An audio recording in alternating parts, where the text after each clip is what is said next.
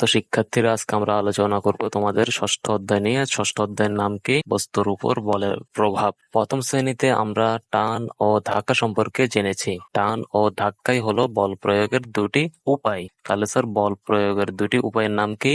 টান ও ধাক্কা। টান আর ধাক্কাটা কি জিনিস স্যার? এই দেখেন, এখানে আমরা যদি ছবিটা ভালোভাবে খেয়াল করি তাহলে আমরা দেখতে পাবো একজন লোক, দেখেন, এই ঠেলা গাড়িটা সামনের দিকে টানছে, এটা হচ্ছে টান। আরেকটা দেখেন, এই পিছনের দিকে ঠেলা গাড়ির পিছনে আরেকজন লোক কি করতেছে স্যার? এই ঠেলা গাড়িটা ধাক্কা দিচ্ছে বা ঠেলা দিচ্ছে, এটা হচ্ছে কি স্যার? ধাক্কা। 1 নম্বর টপিকটা আজকে আমরা আলোচনা করব আকৃতি পরিবর্তনে বল। বস্তুকে আমাদের কাছে আনতে অথবা আমাদের থেকে দূরে সরিয়ে দিতে বল প্রয়োগ করতে হয়। কোনো একটা বস্তুকে যদি আমাদের কাছে আনতে চাই অথবা আমাদের থেকে দূরে সরিয়ে দিতে চাই তাহলে আমরা স্যার কি করতে হবে? স্যার, বল প্রয়োগ করতে হবে, মানে স্যার শক্তি প্রয়োগ করতে হবে।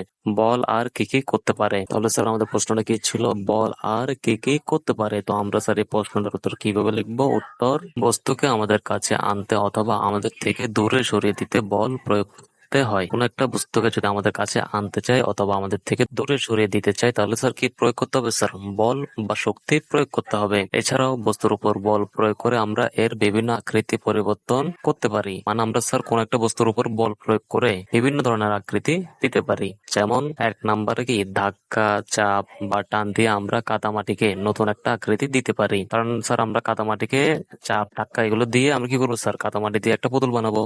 পারবো না স্যার? পারবো। দেখেন স্যার, 2 নম্বর, রাবার ব্যান্ডকে টেনে আমরা এর আকৃতি পরিবর্তন করতে পারি। টাকা বান্ডিল করার সময় আমরা যে রাবার ব্যান্ড ইউজ করি, ওই রাবার ব্যান্ডকে আমরা স্যার কি করতে পারি? স্যার, টেনে এর আকৃতি পরিবর্তন করতে পারি। 3 নম্বর, কাগজের টুকরোর উপর বল প্রয়োগ করে আমরা কাগজের বিমান, নৌকা, ফুল সহ বিভিন্ন ধরনের জিনিস বানাতে পারি। আশা করি স্যার আপনারা 3 নম্বর জিনিসটা খুব ভালোভাবে বানাতে পারেন। কাগজ দিয়ে বিমান, নৌকা, ফুল, এই জিনিসগুলো আপনারা আশা করি খুব ভালোভাবে বানাতে পারেন। তো স্যার আমাদেরকে এখানে একটা কাজ দিছে, বস্তুর উপর বলের প্রভাব পর্যবেক্ষণ, যা প্রয়োজন কাদামাটি, রাবার ব্যান্ড, প্লাস্টিকের স্কেল ইত্যাদি। যা করতে হবে দেখি আমাদেরকে কি করতে হবে? 1 নম্বরে নিচের দেখানো ছকের মতো একটি ছক তৈরি করি। তো স্যার আমাদেরকে একটা ছক রেডি করতে হবে। এভাবে 3টা কলাম হবে।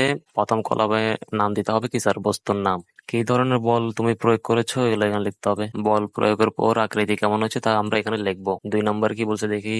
2 নম্বর বলছে কি? বস্তুগুলোর উপর বিভিন্ন ধরনের বল প্রয়োগ করে এগুলোর আকৃতির কি ধরনের পরিবর্তন হয় তা পর্যবেক্ষণ করে। তো স্যার এখানে দেখেন কিছু বস্তু দেখা যাচ্ছে, এখানে বল প্রয়োগের মাধ্যমে বস্তুর আকৃতি পরিবর্তনের চেষ্টা করা হচ্ছে। এই যে দেখেন বিভিন্ন ধরনের বস্তু দেখা যাচ্ছে, স্কেল, রাবার, কাদামাটি, তারপরে যে কাগজের প্লেন, পেন্সিল। ঠিক আছে, পর্যবেক্ষণ গুলো ছকে লিখি। 4 নম্বর, সহপাঠীদের সঙ্গে নিজেদের মতামত বিনিময় করি। তো এগুলোকে বল প্রয়োগ করে কিরকম আকৃতি হচ্ছে তা আমরা এখানে লিখবো।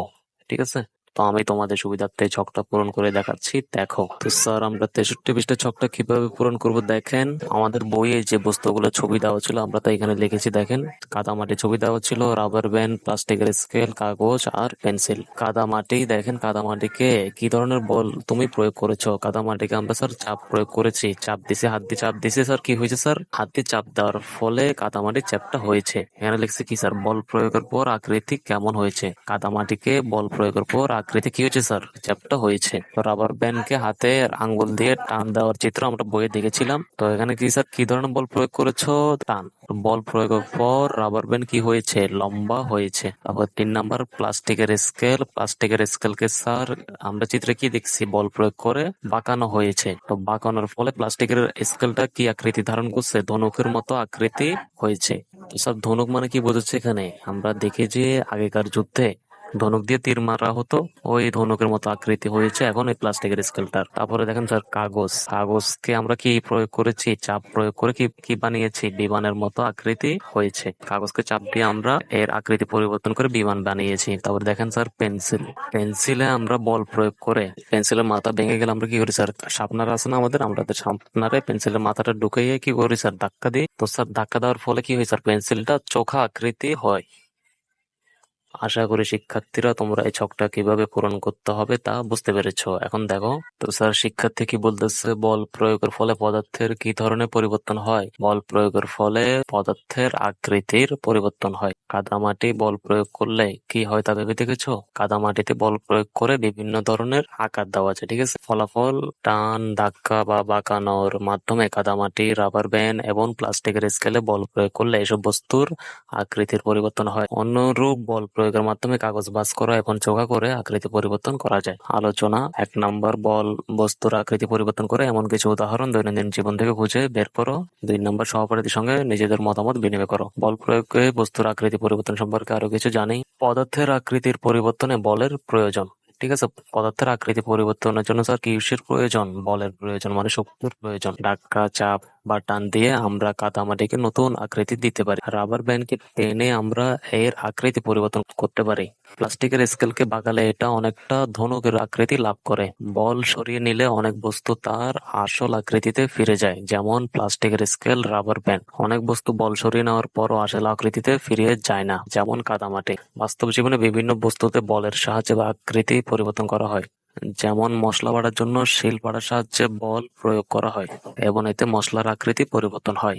মাটির তৈজসপত্র যেমন প্লেট, গ্লাস এবং কাঠের আসবাবপত্র তৈরিতে বলের প্রয়োজন হয়। কামারের দোকানে গরম লোহার পাতের উপর যথেষ্ট পরিমাণ বল প্রয়োগ করে ছুরি, কাঁচি, কোদাল তৈরি করা হয়। সেতুর মতো কাঠামো তৈরি করার জন্য স্টিলের লম্বা পাতকে বল প্রয়োগের মাধ্যমে পাকানো হয়।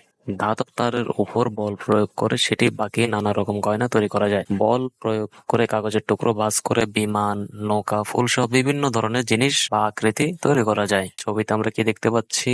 Rubber band. এই রাবারটা টানতেছে, আবার ছেড়ে দিলে কি হয়? আবার আগের আকৃতিতে ফিরে আসতেছে। কাদামাটি আমাদেরকে চ্যাপ্টা করতেছে, চাপ দিয়ে চ্যাপ্টা করতেছে। দেখেন স্যার, চ্যাপ্টা হয়ে গেছে। কাদামাটিটা আগে এরকম ছিল, এটাকে বল প্রয়োগ করে এটা কি চ্যাপ্টা হয়ে গেছে, আর আগের আকৃতিতে ফিরে আসতেছে না। আশা করি শিক্ষার্থীরা তোমরা 1 নম্বর টপিকটা বুঝতে পেরেছো। পরবর্তী ভিডিও ক্লাসে আমি তোমাদেরকে 2 নম্বর টপিকটা বুঝিয়ে দিব। পরবর্তী ভিডিও ক্লাস পাওয়ার জন্য চ্যানেলটা অবশ্যই সাবস্ক্রাইব করে রাখো, আর এরকম ভিডিও তোমাদের সহপাঠীদের সাথে শেয়ার করে দাও, যাতে তোমাদের সহপাঠীরাও এরকম উপকার পেতে পারে। এতক্ষণ পর্যন্ত ক্লাস দেখার জন্য তোমাদের সবাইকে ধন্যবাদ।